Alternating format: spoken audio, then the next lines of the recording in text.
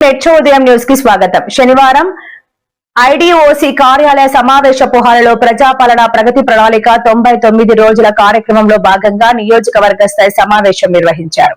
ఈ సందర్భంగా ఎమ్మెల్యే మాట్లాడుతూ జిల్లాలో 30,000 ఎకరాలకు భూమి హక్కులు లేక రైతుల ఇబ్బందులు పడుతున్నారని, సర్వే నిర్వహించి అర్హులైన ప్రతి ఒక్కరికి భూ హక్కు పట్టాలిస్తామని తెలిపారు.